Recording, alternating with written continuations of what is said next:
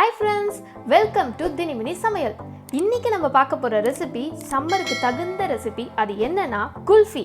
குல்ஃபி எப்படி வீட்லயே சுலபமா பண்றதுன்றத வாங்க வீடியோக்குள்ள போய் பாப்போம்.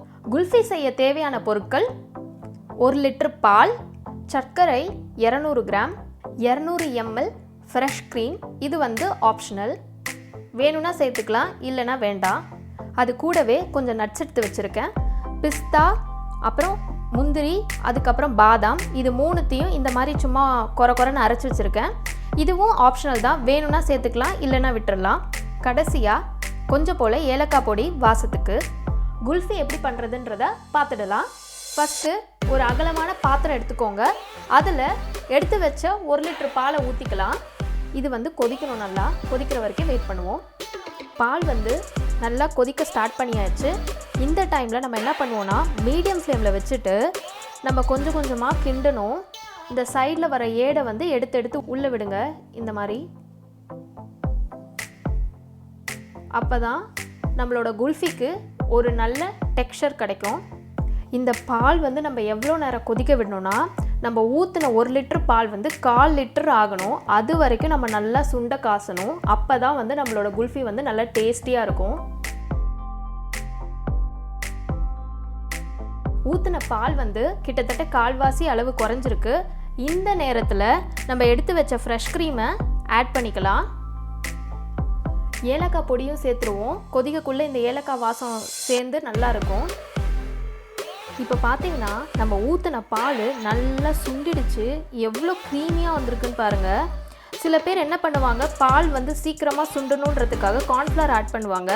அதை ஆட் பண்ணுறதுனால சீக்கிரமாக பால் சுண்டிடும். ஆனால் அந்த ரிச்னஸும் அந்த க்ரீமியான டெக்ஸ்சரும் கிடைக்காது. எனக்கு இந்த பால் சுண்டுறதுக்கு கிட்டத்தட்ட அரை மணி நேரம் ஆச்சு. நான் மீடியம் ஃப்ளேமில் வச்சேன். இப்போது இந்த ஸ்டேஜில் நம்ம எடுத்து வச்சுருக்க சர்க்கரை சேர்த்துக்கலாம். நான் 200 கிராம் சேர்க்குறேன்.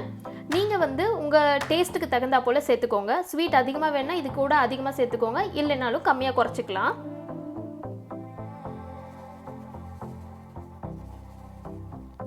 இந்த ஸ்டேஜ்லேயே நம்ம பொடிச்சு வச்ச நட்ஸை மட்டும் சேர்த்துக்கலாம்.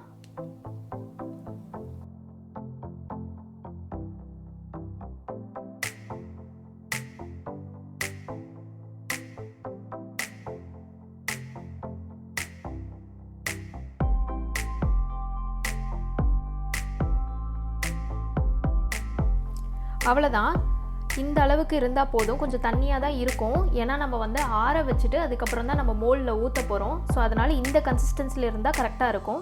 இப்போ ஸ்டவ் ஆஃப் பண்ணிவிட்டு இதை ஆற வச்சுருவோம். நம்ம செஞ்சு வச்ச குல்ஃபி மிக்சர் நல்லா ஆறிடுச்சு. இப்போ நம்ம குல்ஃபி மோல்டில் ஊற்றிக்கலாம். என்கிட்ட இந்த ஐஸ்கிரீம் மோல்டு இருக்குது. நான் இன்றைக்கி இது தான் யூஸ் பண்ண போகிறேன். உங்ககிட்ட இது இல்லைன்னா நீங்கள் டம்ளர்லேயோ இல்லை கிண்ணத்துலேயோ ஊற்றிட்டு அதை அப்படியே நம்ம ஃப்ரிட்ஜில் வச்சுட்டு அதுக்கப்புறம் நம்ம அதிலேயே சர்வ் பண்ணிக்கலாம். பிரச்சனை இல்லை.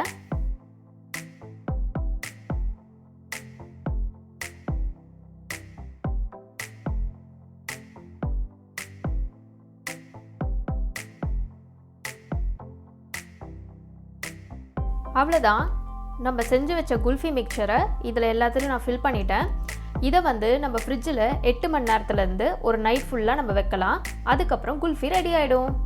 குல்ஃபியை நான் ஒரு நாள் நைட்டு ஃபுல்லாக வச்சுருந்தேன் ஃப்ரிட்ஜில். நல்லா சூப்பராக இறுகிட்டான். இப்போ இதை ஓப்பன் பண்ணி பார்த்துடலாம். குல்ஃபி நல்லா க்ரீமியாக வந்திருக்கு. கண்டிப்பாக இந்த ரெசிபியை ட்ரை பண்ணி பாருங்கள். நான் ஆல்ரெடி டேஸ்ட் பண்ணி பார்த்துட்டேன். செம்ம டேஸ்ட்டாக இருக்குது. இந்த ரெசிபி உங்களுக்கு பிடிச்சிருந்தா லைக் பண்ணுங்கள். இந்த ரெசிபியை உங்கள் ஃப்ரெண்ட்ஸ் கூடயும் ஷேர் பண்ணுங்கள். இந்த ரெசிபி பற்றின கமெண்ட்ஸ் இல்லைனா உங்களுக்கு வேறு ஏதாவது ரெசிபி வேணும்னாலும் அதையும் நீங்கள் கமெண்ட் பாக்ஸில் ஷேர் பண்ணுங்கள். இன்னொரு இன்ட்ரெஸ்டிங்கான ரெசிபியோடு நான் உங்களை சந்திக்கிறேன். Until then, it's bye bye from Dini mini Samayal.